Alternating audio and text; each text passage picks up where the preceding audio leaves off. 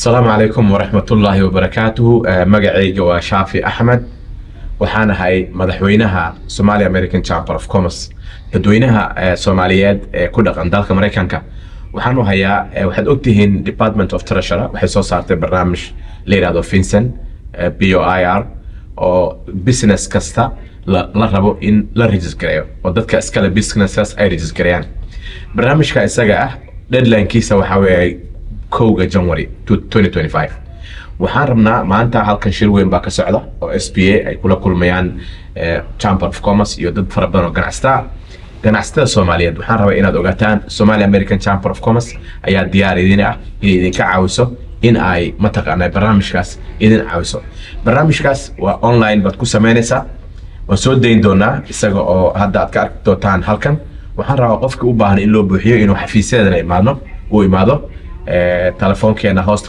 ku qornaan doona insha Allah inuu ka soo qayb galo barnaamij waxa way aad u adag hadaad buuxin weydo maalin kasta waxa laga qaadayaa 591 waa lacag fara badan marka arintaas inaysan ugu dhicin waa business kasta ama ha xirnaado marba hadaad LLC leedahay nooc kasta uu business ka yahay waxa laga rabaa businesskaas inaad register garayso marka arintaas waa arin degdeg ah waxaan u baahanahay inaan ka dhidhino nala soo xiriira Somali Chamber of Commerce waxaad nagala soo xiriiri kartaan telefoonka shaashada ku qoran halka hoose waxaad kale naga soo xiriiri kartaan website-keena Somalia www.somaliamericancc.com marka dadweynaha waxaan leeyahay soo dhaqsada barnaamijkaas barnaamij dhameystiran waay waxaan rabnaa inaan ka dhidhino inaan buuxino way sharciyada annagana trainingka idin siinina waana idin buuxino assalaamu calaykum waraxmatullah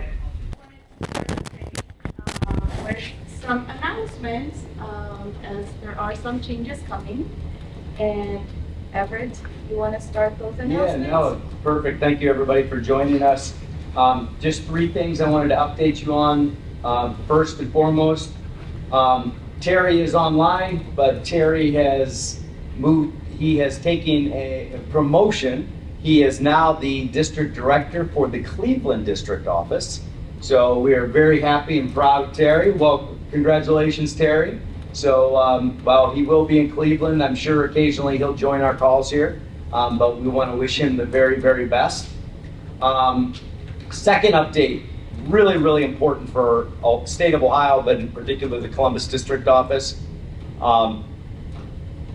For decades, our veterans have had to drive to Michigan to utilize the Veteran Business Outreach Center, which is critical. And as a veteran, one of the first things when I came on board with the SBA in 2019 was started internally advocating for a Veteran Business Outreach Center here in the state of Ohio with 730,000 veterans. It just didn't make sense that Ohio didn't have its own. In 2023, the SBA went out to bid for some new VBOCs. 12 states were chosen, of which 6 would get VBOCs.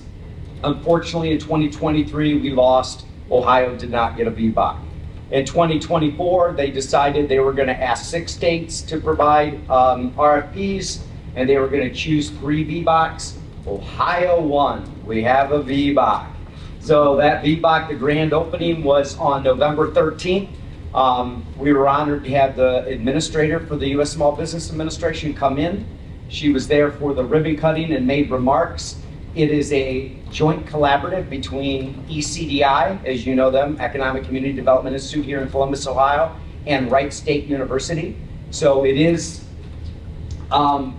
housed at Wright State University, right beside Wright Patterson Air Force Base, which is a great place for it because of the boots to business part of VBOCs.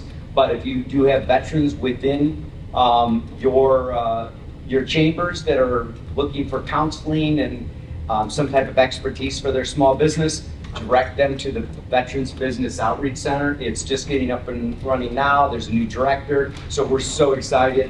And the third update was probably a non-update at this point, other than to say there will be a new administration coming in. The election, obviously will change administrations. And frankly, no matter how the overall election would have went, there would have been a new administrator and new personnel. So right now we continue to do what we always do, and we will continue to do what we always do and reach all our communities. But there will be changes. The regional administrator, who many of you met, Jerry, she's been a great ally of Columbus and the state of Ohio. Well, of course, she'll be moving on, and a new regional administrator will be coming. Prior to Jerry, we had Rob, who was here for a few years, and he was fantastic as well. So we will have some changes for the whole region with the regional administrator, and they do have a lot of influence on what happens. So we're excited about that. You know, we'll work with whoever comes in, the political appointees. So those are my 3 updates to Leon. Any questions for me? All right. All right. So I'll go on with our other updates. Number 1, we have the National Small Business Week nominations. The deadline is December 5th. We have asked that you guys nominate someone from your chambers. We know the deadline is coming soon. If we can help you with that, please let us know, but we would love to see your chamber members be nominated. And there is the Business Person of the Year award, there's an 8A award, and the veteran. Yeah, so we added this year, we didn't have historically a veteran-owned small business award, and we decided that with the VBOT coming in, that might be a great add, so we went to headquarters, they agreed, and so we now have a veteran-owned small business award as well. Right. So there's still time to have someone nominated. If you need help with the documentation and stuff, please let us know. We'll be happy to support that.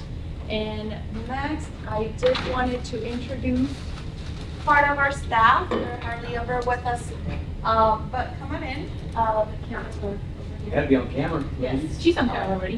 This is Jill. Right here. I can see you. Where you are, I can see you. So we have our VOSs, Jill Nagy, Reynolds, and Shauna Harris. Okay, there you go. And they both work with our certifications program. So you want to see if Hello, everyone. I don't know who's on the call, but grateful to be here. If there's anything we can assist you with, we work directly with our executive certified into the AA program.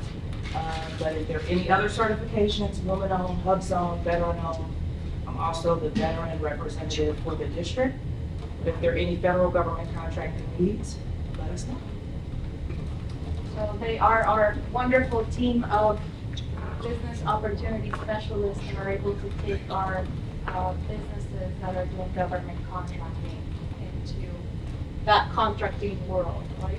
So if anyone has any questions in general about doing business with the government, please feel free to reach out to someone at the district. They can get a hold of us, or you can reach out to us directly. All right. Thank you. Thank you. Thank you, ladies.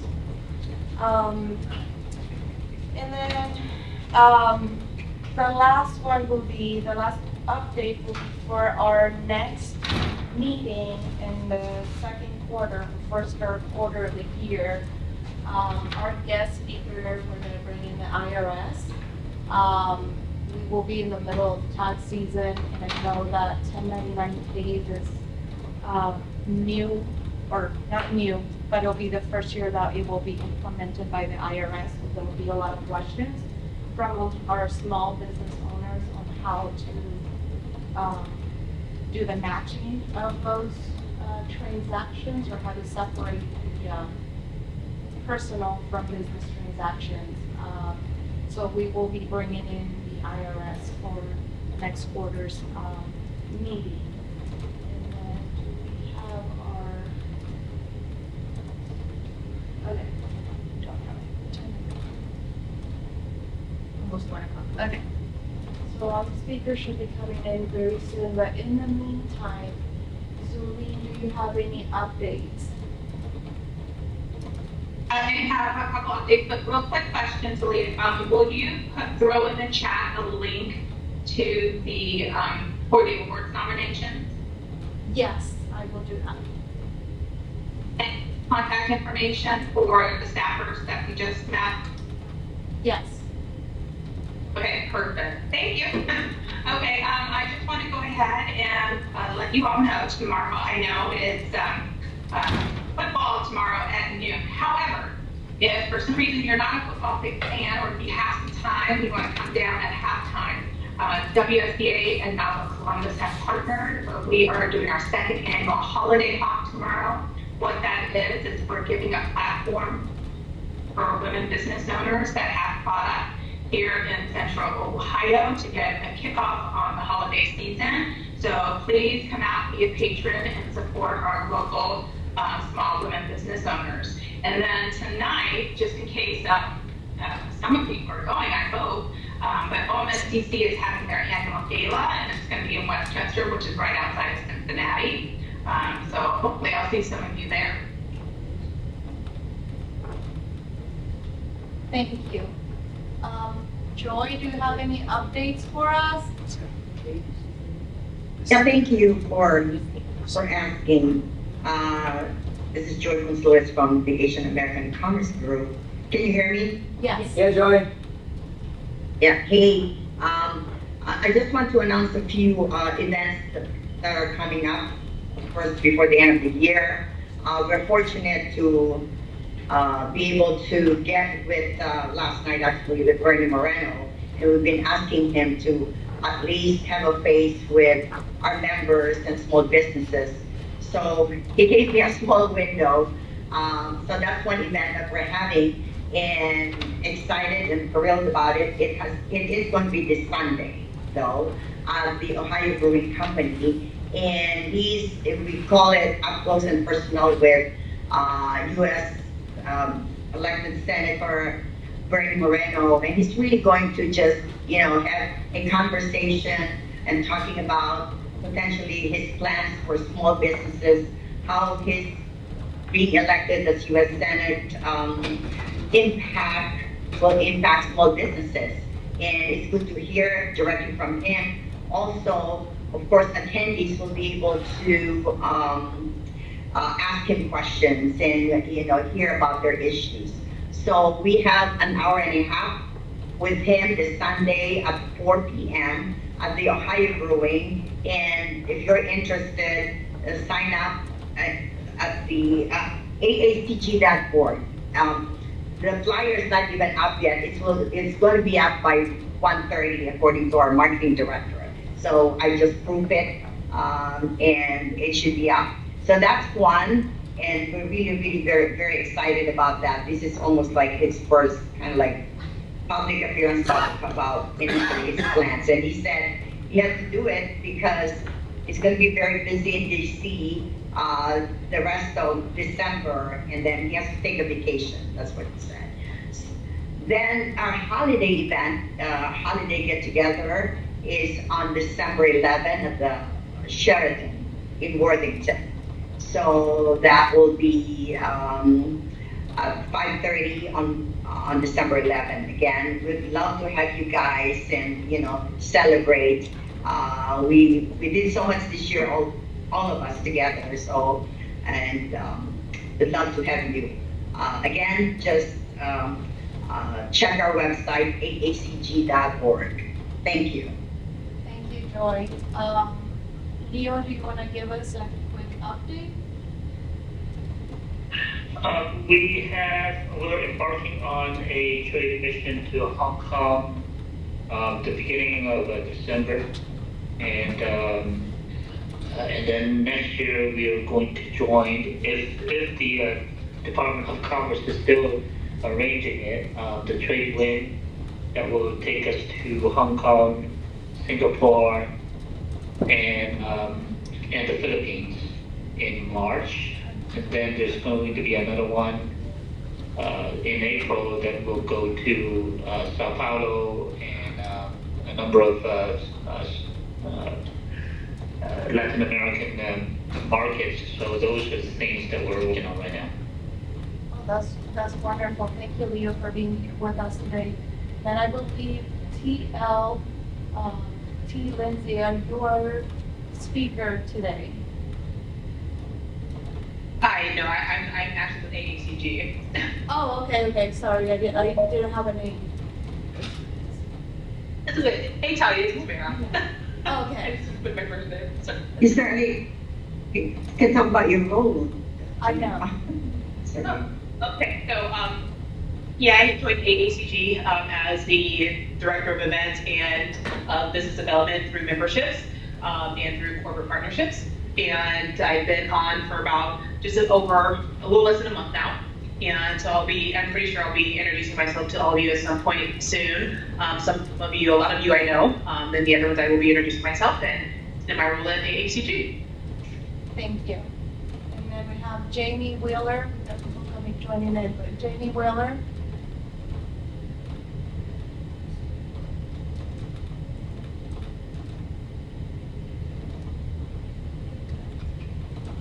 We'll go back to Jamie. Barb and Pamela, they're both with the Columbus SBDC. Pamela, do you have any updates on behalf of the SBDC?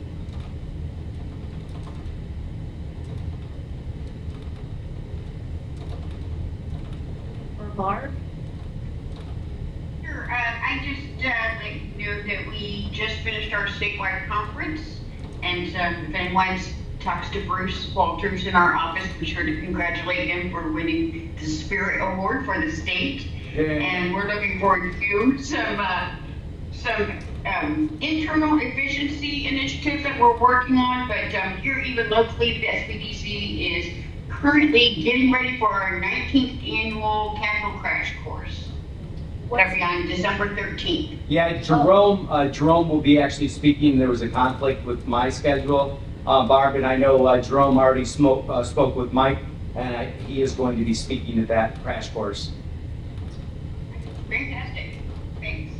Thanks, Barb. And then online we have Tanya Ulloa Lavarrieta, and in person we have Christine, right? Kristen. Okay, from the Columbus Chamber. Kristen, do you want to give us any updates? Updates, we do have a few events coming up.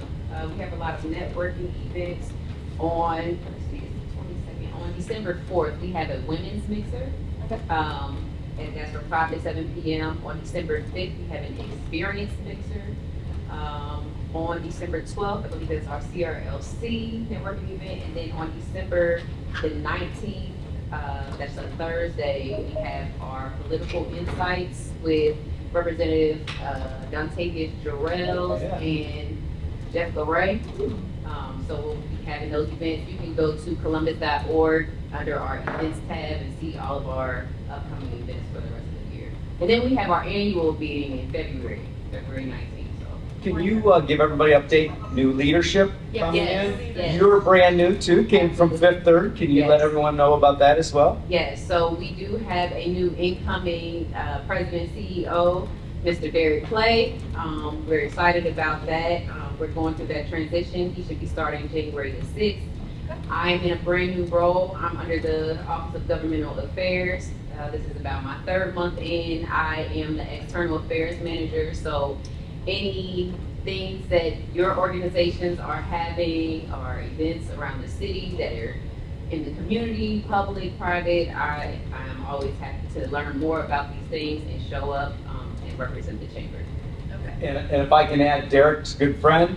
But so actually having him as the new, president of the Columbus Chamber is fantastic for this group and all. And I did reach out to him, and if we can expand our relationship with the Columbus Chamber, similar to what we did with the Ohio Chamber, he is all in. I suspect you're going to be the lead of that, right? Which is fantastic that you were here, so thank you. So it'd be very nice to have the Columbus Chamber as part of these meetings that we have. I do want to highlight a couple of things that we do have going on. We have a program called Cultivate Us. It's for immigrant-owned businesses.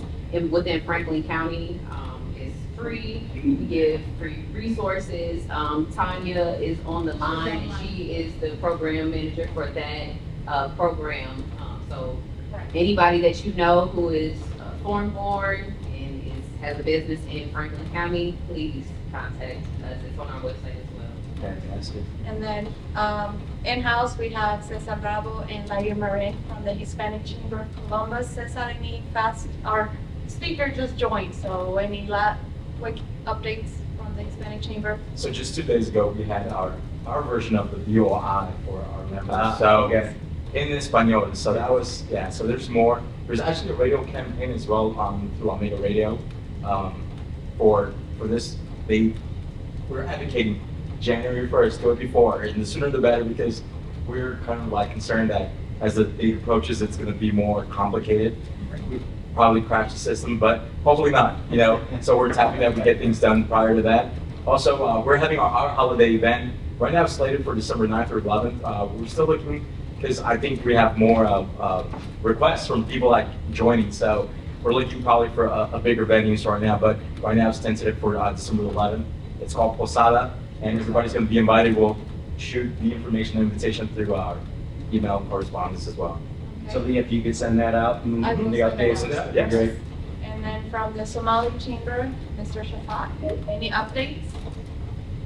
Thank you so much, Dave. It's great to be here and great having you all over here.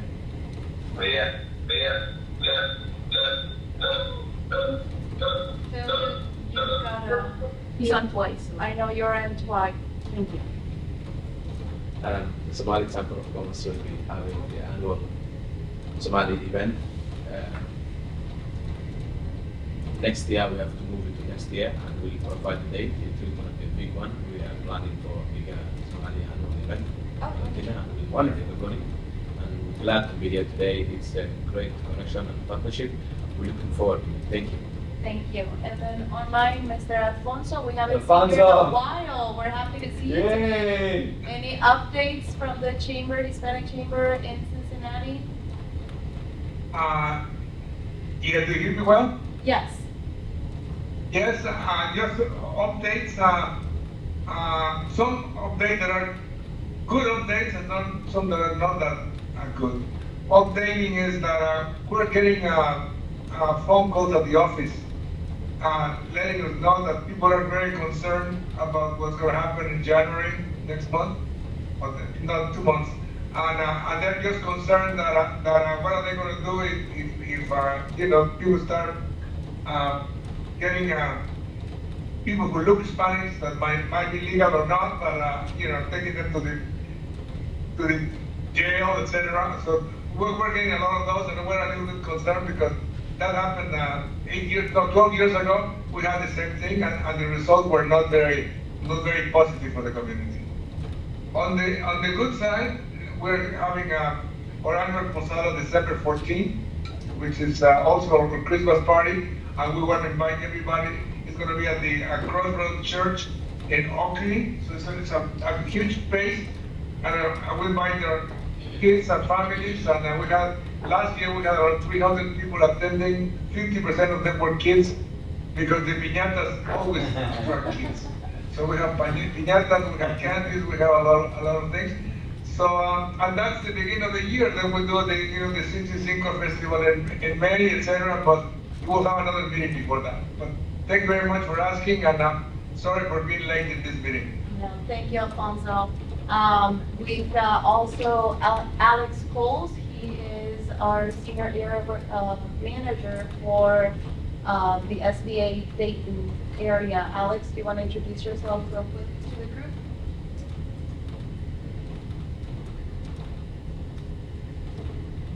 Maybe on a call. Mr. Lamb, thank you very much for being here today. We are ready for your presentation. Mr. Phil Lamb is the representative from FinCEN, who will be doing the presentation on the BOI for us today. We are ready whenever you're ready. Are you able to share? Okay. Yes. Your presentation? Can you hear me okay? For sharing.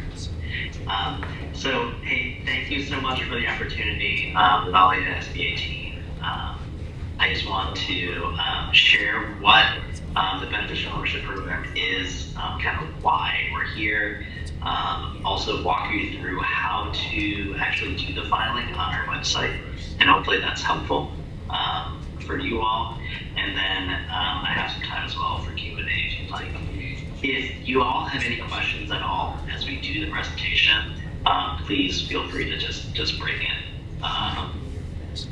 So I am sharing my screen. Can you all see the Corporate Transparency Act? Yes. Slide. Great. So the law is called the Corporate Transparency Act. It was enacted back in 21. The reason for the law is that we've had a loophole here in the US where companies can be created and formed by other companies. So there's shells of companies. And what we've discovered is there are competitors, think about money launderers or terror financiers, that are hiding their money through corporate ownership. And so what we've done is Congress passed the law in 21. We as FinCEN, we started collecting reports January 1st of this year. So we are now over 8 million reports that have been filed. We do anticipate 30 million, hopefully by the end of the calendar year. That's how many folks we anticipate need to be in compliance. So where can you go to file with us? We have a website, fincen.gov/BOI is the kind of the splash page where you can find a bunch of different information. We do have a lot of our information translated to multiple languages, so we hope that's helpful for the communities. And then you can also just file directly with us for free. There are ways that you can pay folks to file, of course, and there are companies out there, but just want to make sure folks know that they can file directly with us. So I'm going to step through some of the major questions that we get asked. These are like the 6 big questions every business asks us. This is also how we structure our small entity compliance guide. It's kind of like that it's a 50-page book that we have that answers kind of like all the different specific questions folks may have. I'm going to jump into it. So the first question people ask us is, who does have to comply? Does my company have to report? And so the way that we've been thinking about this is that, are you what we define as a reporting company? And you're a reporting company if you file paperwork of creation with the Secretary of State. So if you are an LLC, an S Corp, any entity, if you have to file with the Secretary of State to be created, then you are a reporting company. You would fall under this rule. Now, if you are not an entity that's created by filing with the Secretary, and I'm not sure what it is in Ohio, but if many states, if you're just a sole proprietorship, it's just me, I don't create an LLC, and I get paid directly to me individually, and I just report it as part of my personal income. For example, in many states, those sole proprietorships are not created with the Secretary, so are not considered a reporting company. Those entities do not have to file. But otherwise, you'd be a reporting company. And then the next step you would do is take a look at the exemptions. So Congress had 23 different exemptions that they declared.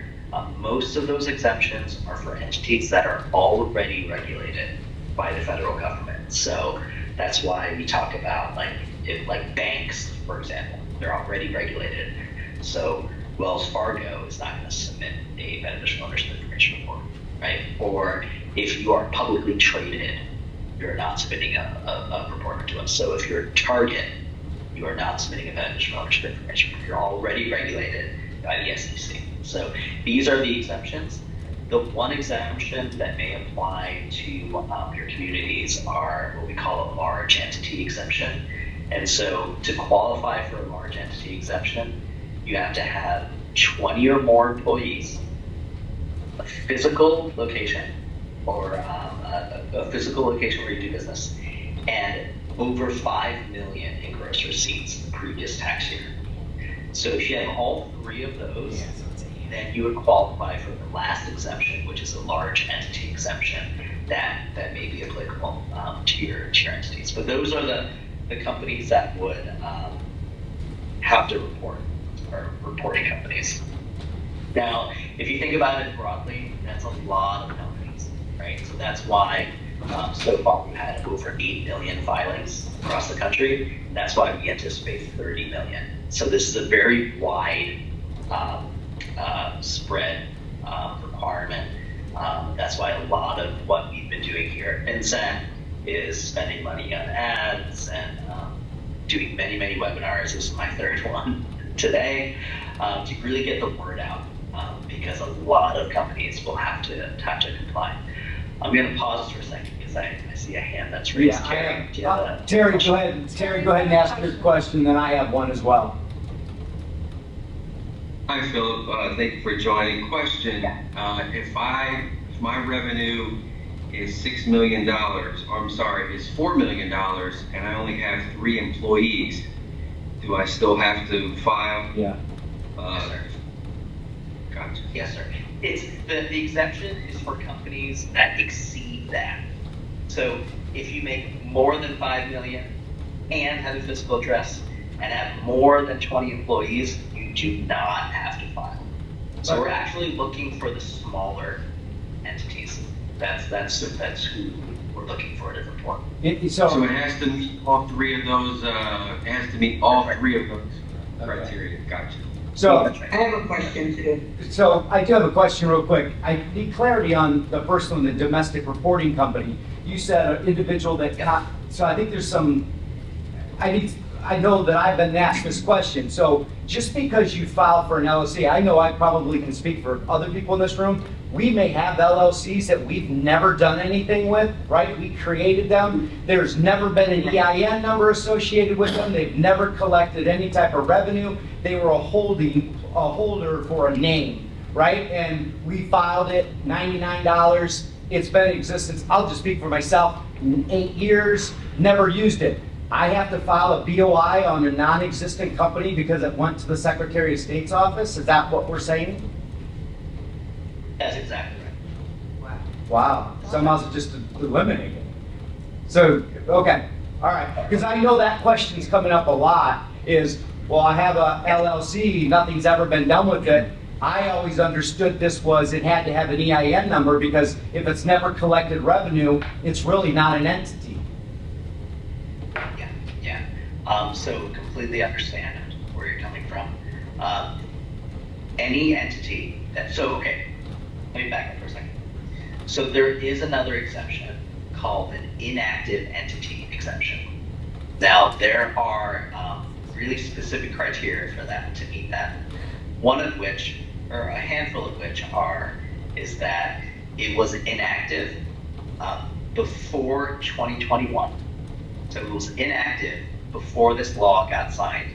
In other words, you've never had any revenue, there's no change in ownership, you're domestically located, there's a bunch of different criteria, right? But if you're fully inactive, there is an exception for inactive entities. But they would still, I'm just adding to this, I can see this happening already.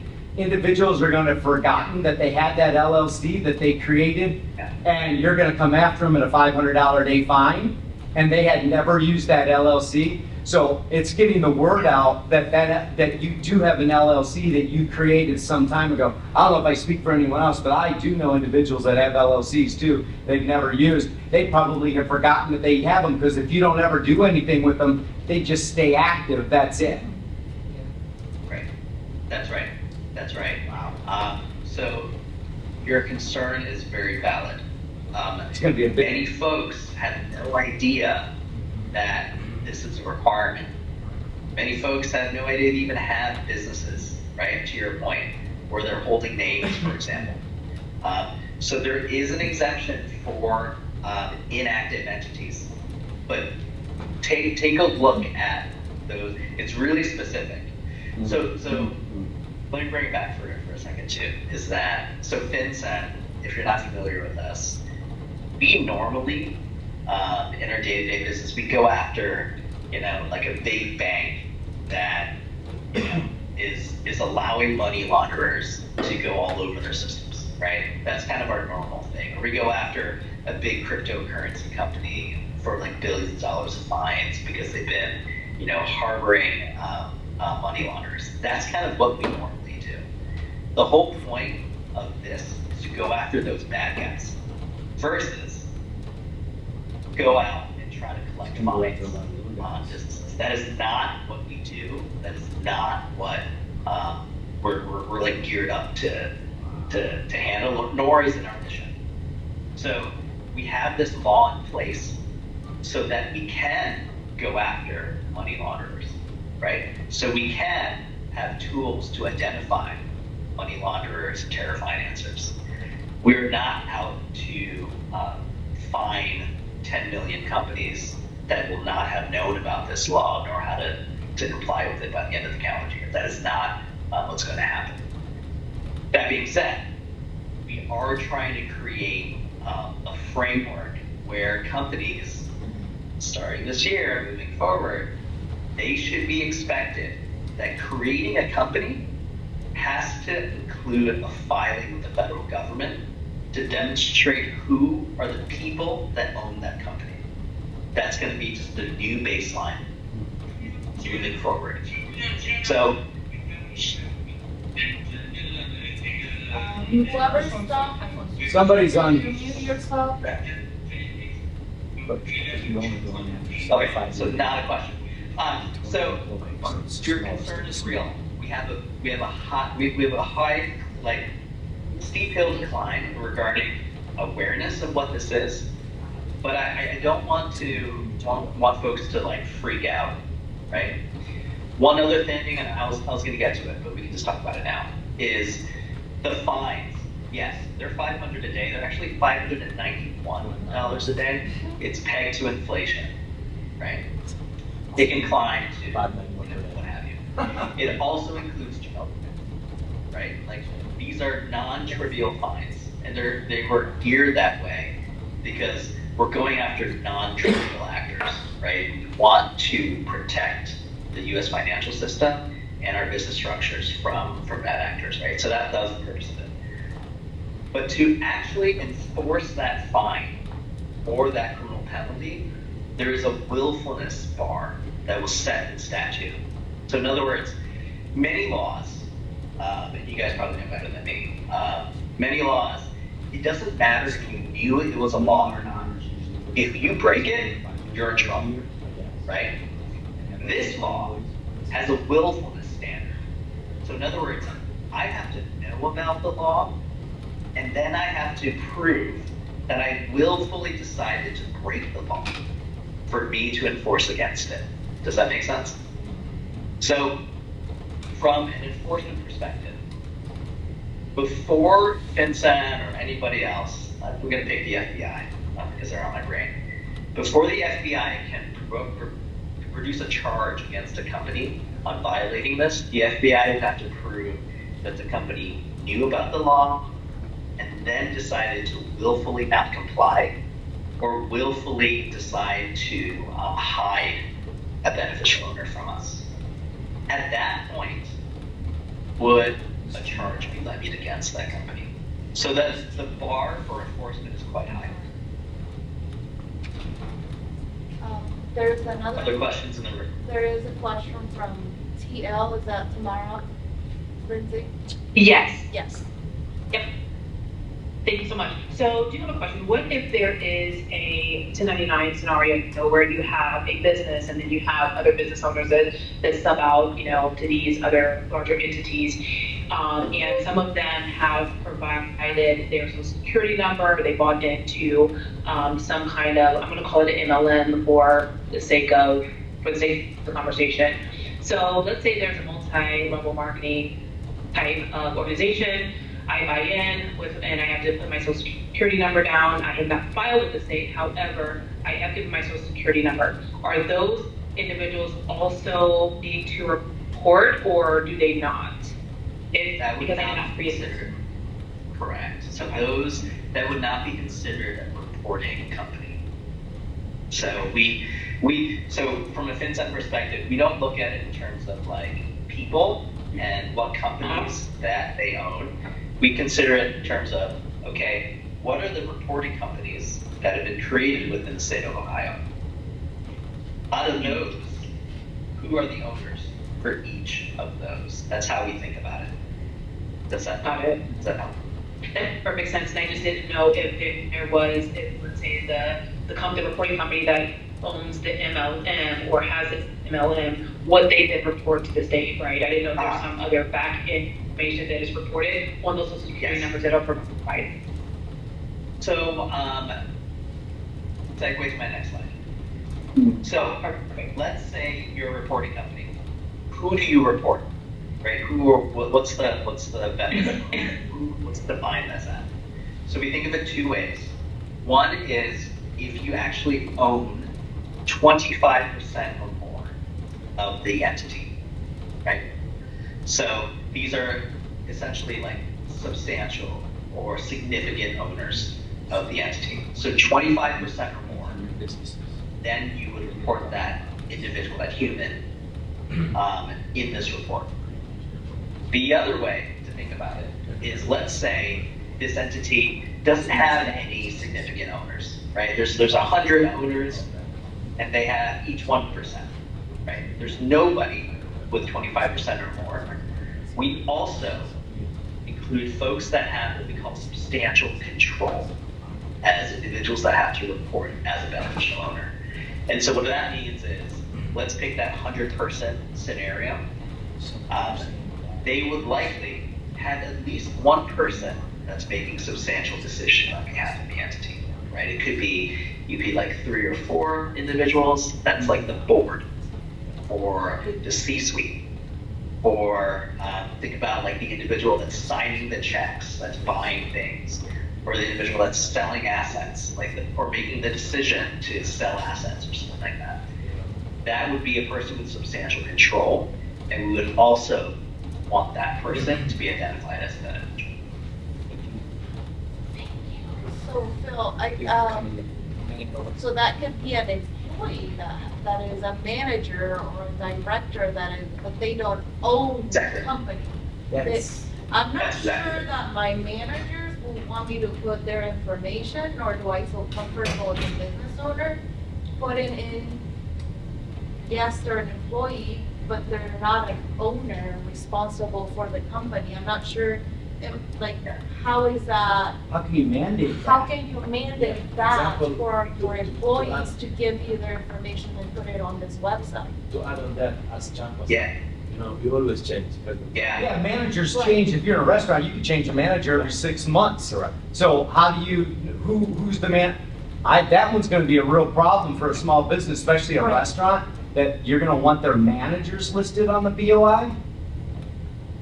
So think of substantial control over the entity itself. But they don't control it. They don't let's pick a restaurant. Let's pick the restaurant, right? So they don't own, there's 1 or 2 owners, let's say, and they have a handful of managers, right? So the 1 or 2 owners, obviously, they'd be listed on the ownership report. The other thing to consider too is that large entity exception. I think our congressional leaders were thinking about such scenarios where if you have 20 or more employees, physical location, and you're making $5 million or more, you're just fully exempted. That whole entity just doesn't have to report, right? But let's say for this example, the restaurant has less than 20 employees, right? You have your 1 or 2 owners, and then the question is, does your rotating managerial staff, do they count as having substantial control? Now that will depend on the restaurant, right? But is that manager making decisions on behalf of that company individually? Do they consult with the owner? I guess it would depend, right? If that manager is making decisions on behalf of the entity, then absolutely they would be considered a beneficial owner. In terms of, I think the question was like, how can we expect, managers and employees to be reported on a federal website? This is the challenge, right? This is a federal law passed by Congress in 21. This is a federal law enforced by the Department of Treasury, specifically the Financial Crimes Enforcement Network. This is a new law. That's why we're here, to communicate that this is the new law. So is the data showing, Phil, that money laundering runs through companies with 20 or less employees and less than 5 million in revenue? Because that's who you're targeting. That's right. So think about your shell company, partially, sorry. We think about shell companies. We think about entities that are skating just under the regulatory radar, that are funneling and laundering funds, that are sort of under the radar of like regulated entities, and they do it in aggregate, right?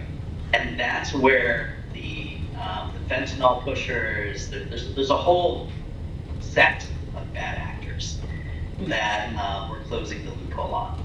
Specifically international individuals and owners as well, from all over the world. And so this is why this was such a big deal. It's been in the works for decades. It just got passed in 21. Also, for folks just to know broadly, this is almost like a quasi-government group, right? Is that our international partners, so the rest of the world, have beneficial ownership structures already, and so we were the last, one of the last first world countries without it. And so what happened was, when other countries instituted this, all the bad money flew, transferred over to us because we didn't have it. You could own anything here anonymously. So we're trying to dial that back with this law, and we get it. It's small businesses do not need yet another thing to file with the government, right? They don't need that. This is a pain for everybody, right? But unfortunately, it's something that's necessary to protect our economic security. Interesting. And so I have one last question over here. So how does this play in conjunction with the reporting of bank accounts that have over $600 in them?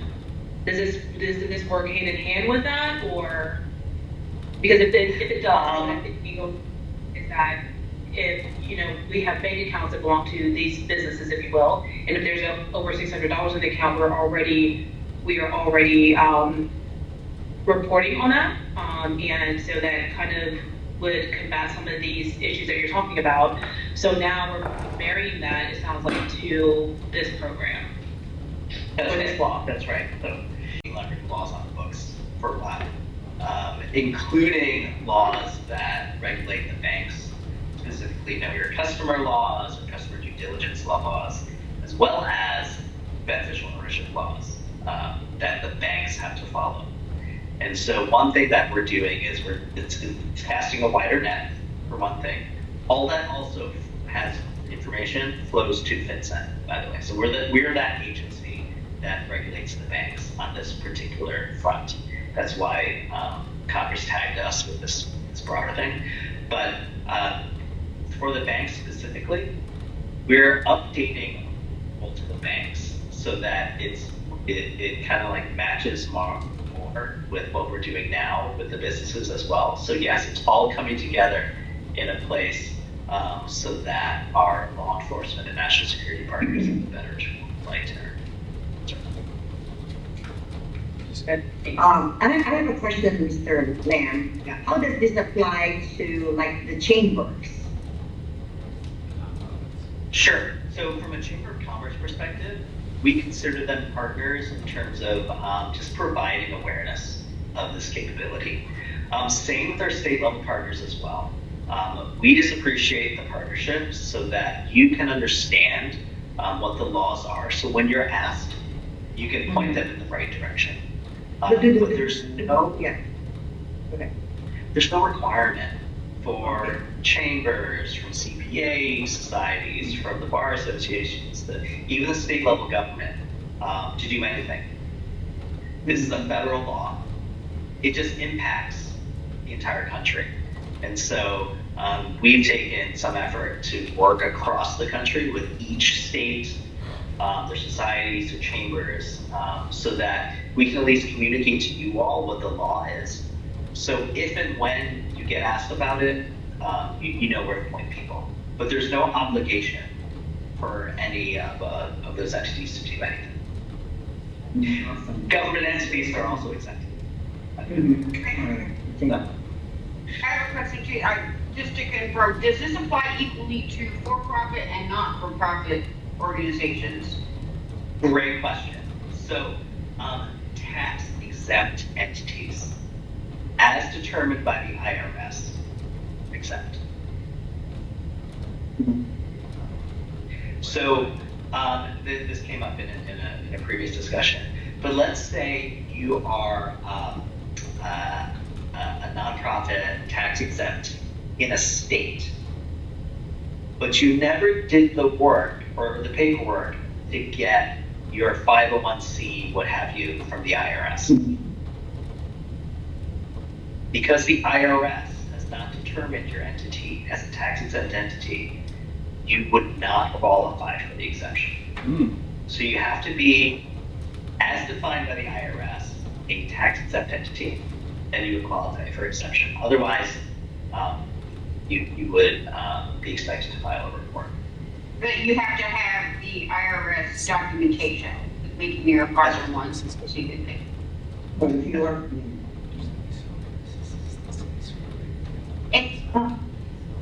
And you have reason to believe that that money launderers wouldn't use nonprofits or a company with 18 employees and $5 million? Yeah. Does have a probability of money laundering, but given 2 more employees, they would not be likely to? Yeah, hey, I think my betters in Congress decided that was the law that they drew. I would think it had more to do with the physicality, having a physical address of it, but they could actually walk into and investigate if they needed to. But it seems like an interesting bar, an unusual bar for the cutoff. Yeah, I'll tell you off the record, the large entity exemption was questioned heavily by those in my area. The other ones were, if you're already regulated by the government, that makes sense. Good idea. Yeah. Yeah, that makes This sense. one in particular. That makes sense to me. This one in particular seemed a little bit specific, perhaps to certain lobbying groups. Yes, that was what came to my mind too. So I'm glad that your eyebrows raised on that too. So, thank you. Yeah. Any other quick questions? Should I go through the slides? I can send you the slides. Can I show you the website of how to do it? Yeah, That'd be helpful. yes. yeah, great. That's what we're waiting for. All right. Okay, I'm going to stop sharing that, and I'm going to share that. And Bill, while you're bringing that up, do we have a hard stop at 3? 2. Just because that, 2. okay, I 2. just more At 2. about, If Phil has extra time, he allows us to, we can go over. If that's okay. yeah, that'd be great. And then Phil, will your information be shared if we have additional questions, or maybe we just need to go to the website? Please, is that Thalia? Yeah, yes. Happy if you were to just sort of consolidate the questions and I can respond back to them, or obviously the website. I do. works. I We have have a about list of questions already from Tuesday's training. So I am consolidating them and send them to you as one. Yes. Okay, yeah. and one thing more.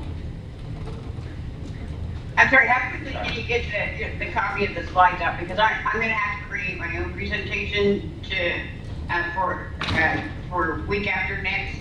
Would you be able to get these to us by Monday, the slides?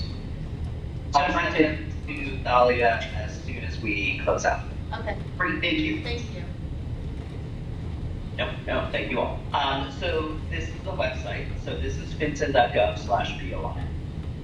And so, oh, sorry, are you getting, okay, you are saying it. So on this lower left-hand corner, this button here, this is how you contact us. So we do have a phone number, but you can only leave a voicemail, so we don't really recommend it. What we do recommend is if you fill out this quick web form, you tell us what the message is. If you put, or what your question is, if you put your phone number here and tell us in the message, hey, I'd like a call back, we'll call you back. So our contact center is kind of geared up for this sort of like online Q&A type response, and then they are also prepared to call people back. But answering live phone calls, that's not live right now. So I'm just gonna jump into, so one of the things I want to point out is we do have videos. One video that folks really like is this 5-minute demonstration. It's kind of what I'm gonna go through with you now, but at least you can like go back to it, you know, rewatch it, what have you, but that's here, it's on our YouTube channel as well. But I'm gonna get into the filing itself. So we structured it in 2 sections, the prepare section, which kind of talks to what I talked to you about before, about like, what do you do? Do I qualify for an exemption? Things like that.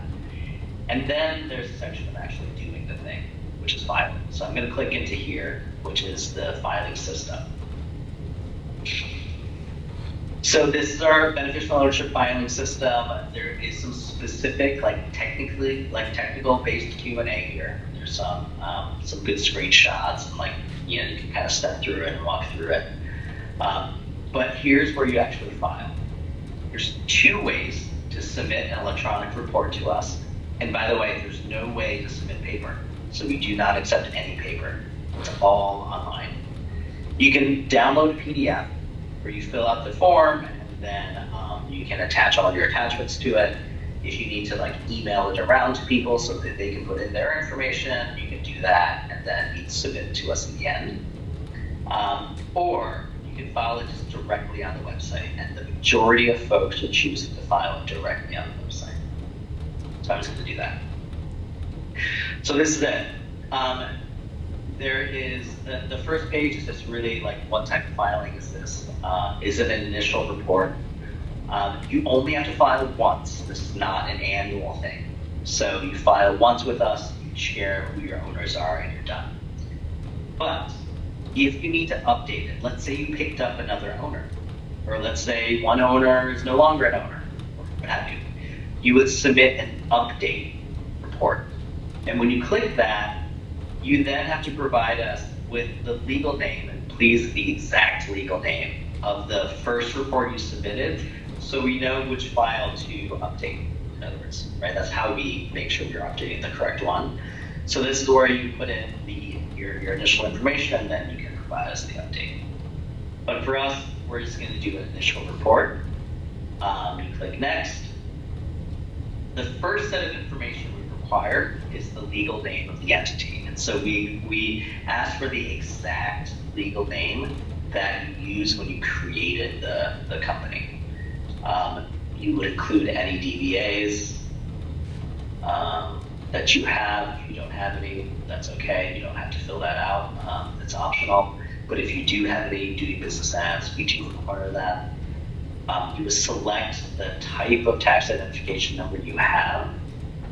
So this is your EIN. Think of it as the one that you get from the IRS, right? This is your U.S. employer identification number.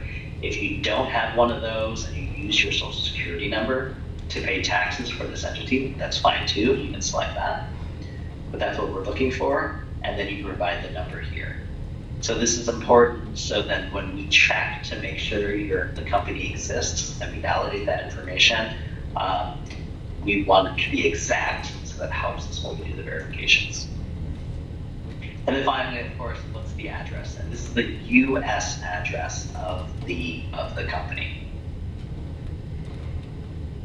The next part is a company applicant. So in addition to the beneficial owners, we are asking for the company applicant. And the company applicant is the human that filed the creation paperwork with your Secretary of State. So this could be a registered agent, it could be a tax professional, it could be a lawyer, or what have you. We know that this is hard to get, especially if you never knew this rule even existed. finding out who the human was that filed the paperwork would be essentially like impossible to do. So this is only required for companies that were created this year and moving forward. So if your company was created, it existed before this calendar year, you would check this box and you would just gray everything else out. So you essentially, you don't have to provide this information if your company existed before this calendar year. But for us, because I just want to walk you through it, I'm going to uncheck this box. We ask for the last name, first Before you name, get there, date sorry, of birth. sir, there is a question up there. There is a Vincent ID. Yes. What is Oh, that? but what is the Vincent ID? Yeah. What is it? Yeah. Great question. So this is optional. Oh, okay. So we created Vincent IDs. Sorry. Good. Optional, we're good. But that was the key question. It's optional, but it's a good question though. So it's optional because it's we created so it's helpful for people that are doing many of these. So let's say you are a registered agent. You would have to fill this out for every company that you create. So instead of doing this like 10, 100, 200 times, what you can do is you can come to us, get a Vincent ID. It's a 12-digit number. So if you enter this number here, everything else grays out because you're done. Because you already did it to us, gave it to us, just give us your Vincent ID number, and then that's it. So that's what the Vincent ID is. You have to request it. That helps. Thank you. That's a great question. But you'd fill out your name, date of birth, your address, and then you would upload a picture of your photo ID. We do ask for what type of ID it is and the number on the ID. That also helps us when we do verification checks. But that's all you provide. And then the same for your beneficial owners. So it's the same information, last name, first name, your address, your ID, you'd upload that picture. It's just the front, you don't need the front and the back, just the front, your ID, and then the type. And that's it. If you have more than one beneficial owner, you would add them here. This button to add, you can also remove them, of course. And that's the form. The last section is your submission page. We ask for an email because we will give you an email receipt that says, hey, you submitted your beneficial ownership information report at this time and date for this, this ID number and transaction ID. So we will give you a confirmation back via email. We ask for your name as a submitter, and we ask for you to certify that this is accurate as far as you know. So as far as you know, you are authorized to provide this information for the company and that this information is accurate. And when you click this checkbox, you'll get all the website will make sure that you put in all your required fields. I obviously did not fill in anything. So it just tells me all of the areas that I need to go back and fill out. But once you've filled out all those things, this checkbox will work, you'll check it, it'll check through, and then you would do your CAPTCHA. It's an interesting CAPTCHA for sure. This one is asking me to select the penguins.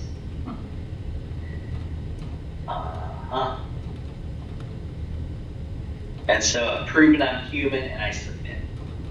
Now once you submit, it'll take a couple seconds. It'll be this like progress bar or what have you. It'll double check the information, encrypt it, make sure your photo is good.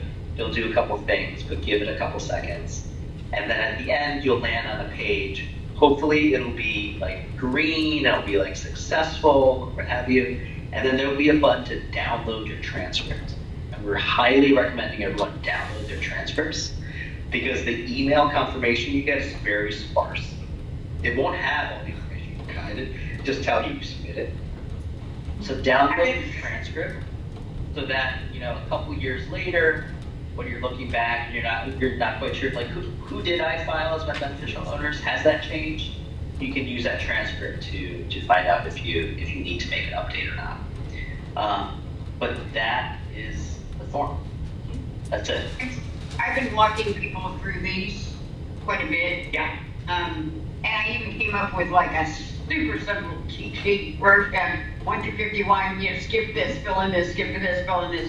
But I have noticed that, and I put in the chat, that the CAPTCHA, it can either be smooth as silk or very, very glitchy. And I assume it has a lot to do with how much traffic is on the site at the time. It can sit there and sit there spinning for a while. So I noticed that earlier in the morning seems to go through very, very easily. And then sometime between 2 and 3 also seems like a good time that goes through pretty quickly. You are, so thank you, Barb. You're absolutely right. I've observed this too, because when we go out in the field and we help people file, I got caught up on the spinning CAPTCHA for a while. To tell you guys, we are seeing many, many more filings as we approach the January 1st deadline. We're approaching 1 million a week at this point. And so our systems, we're making sure that they can satisfy the load, but really do recommend, as you talk to your clients and talk to your folks, do not wait. Don't wait to New Year's Day to do this. Bill, I have You will two really guarantee fast questions. have problems. If possible, I have 2 questions, really quick one. One, I mean, it's just like an addition, especially since we have our Somali chamber here with us, and we have Alfonso from the Hispanic chamber from Cincinnati, is that we were able to see all of these resources in Spanish.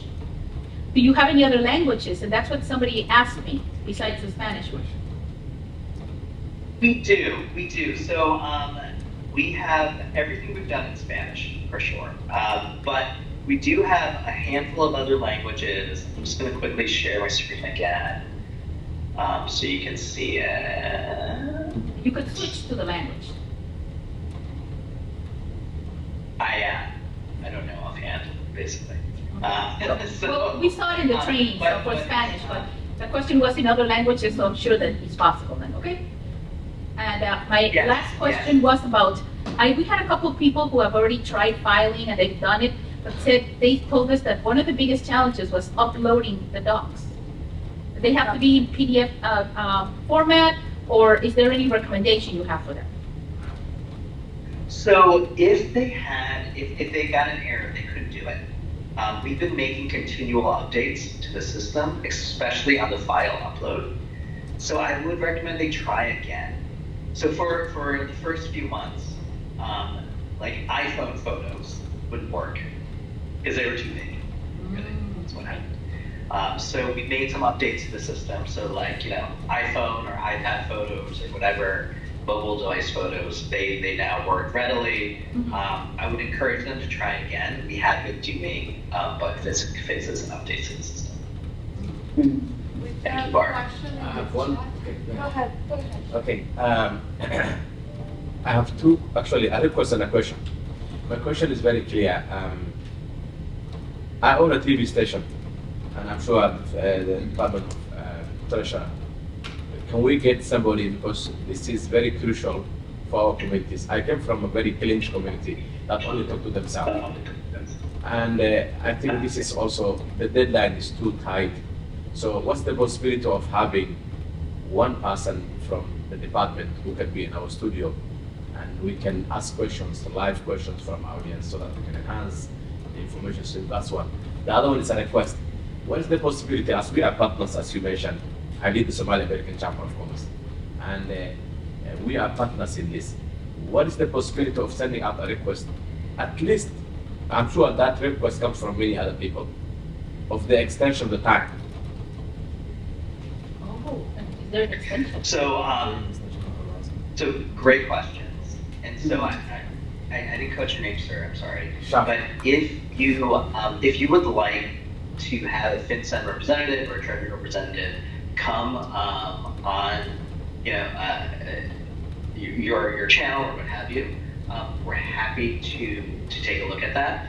I think Thalia has my information. But please connect with me. We would love to do more engagements directly with with the public. And if that's a great way to communicate to your folks, happy to do it. Just connect with Ollie and then we'll work out the logistics. Regarding extensions, I do have a question. So from the Asian American Commerce Group, we have a lot of small businesses. Can you hear me? We have a lot of small businesses that are, of course, restaurants and nail salons, massage, spas, things like that, that they don't really pay attention to this, but now I know they should. So from that standpoint, I know you showed that 5-minute, is there something like short, quick and dirty that of course, we will post on our website, number one, and number two, because they have different languages. I mean, I was just in one earlier, one of the nail salons, and they don't really pay particular attention to this, and I'm sure they will be impacted. Of course they are impacted. What's the best way right now, given the tight deadline, to make sure that they know about this, other than, of course, whatever you recommend we can post on our website? Yeah, we do have what we call brochures. They are translated. I think Vietnamese is definitely one of them. Mandarin for sure as well. We do have other languages. It's like a 2-page brochure is what it is. And it has kind of the essential information. But to the previous speaker regarding exceptions, we do not have any broad scale exceptions today, other than for victims of I think there were 5 different hurricanes that we posted that there's extension for folks that are impacted by the hurricanes. But other than that, there are no extensions that are on the books currently, just to the previous speaker. Now, Joy, I can send to Talia our different resources. We do have one-pagers. They are translated in different languages. Maybe that could be helpful. One thing also to note is that we do plan on doing physical mailers. So we plan on a piece of mail to a bunch of different businesses. We're piloting it in a handful of states. Ohio is not part of the initial round, but if we do find it valuable, if folks are responding to the physical mail, then we're looking at potentially a nationwide mailer. Because I have you now, maybe I will find outside and record something in Somali about this. Because I haven't seen it. We would love to, but Yeah. they're not picking this up. Yeah. We've been trying to get earned media on this, but no one's picking it up. Should we test something locally? If anybody has a connection, like with a local radio station? We would love to. Or TV, like TV 10 or Channel 6, local news. You should be on it. I have one last question, Mr. Lam. I had